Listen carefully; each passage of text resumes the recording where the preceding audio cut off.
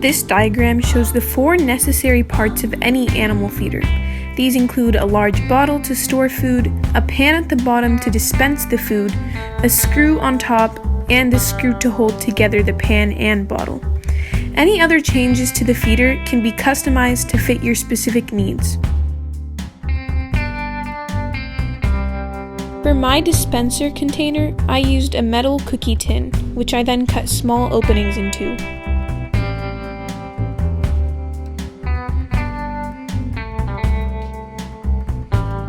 After cutting the container, I decided that I wanted larger openings to accommodate the animals. However, this is easily customizable, and if you are worried about the structure collapsing, you can leave a smaller opening. I began to make a hole in the middle of the cut container. You can use a drill to cut the pan, but my container was thin enough to where I could easily twist my screw in.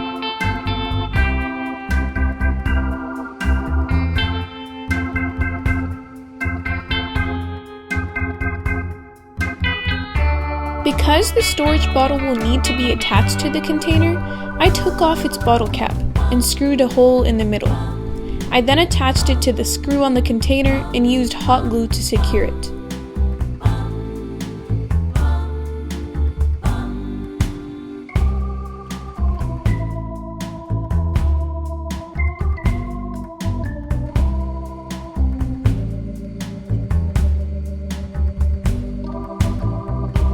After trying out this design at the farm, I figured out that you should only make 1 or 2 holes at most in the bottle, if you want the food to self-dispense instead of all falling at once.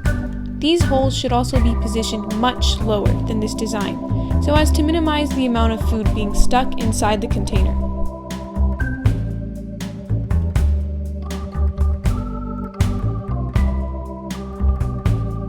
I made a screw on top from a peanut jar.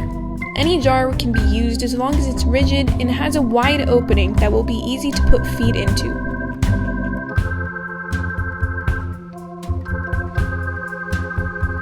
The bottle now needs an opening to place the top in. My bottle's bottom was too thick to be cut through, so I heated up a knife and cut the hole. If your bottle is thinner, you can cut it out normally with scissors. To put on the screw top, I used hot glue. I then used a sealant to make sure the top would stay glued to the container. This wasn't necessary, but I did so as a precaution. After noticing that my metal container's edges were too ragged and could easily cut through skin, I used the outer rim of Play-Doh caps as a side barrier.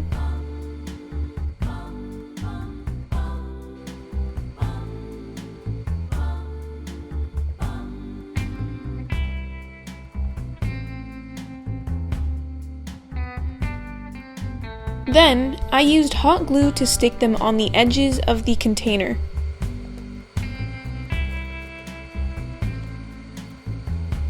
To make sure that the feeder was ready, I took off the labeling and excess cap plastic.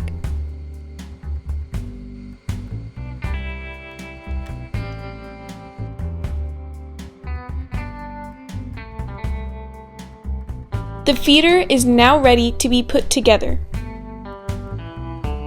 After trying out this design at the farm, I figured out that you should only make 1 or 2 holes at most in the bottle. These holes should also be positioned much lower than this design.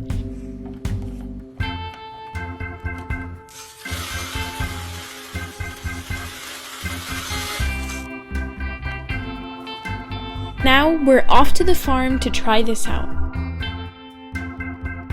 Our society has been raised to think of things as only valid for one use. We use the item and throw it away without thinking of the possibilities of creating a new life for it. Reusing.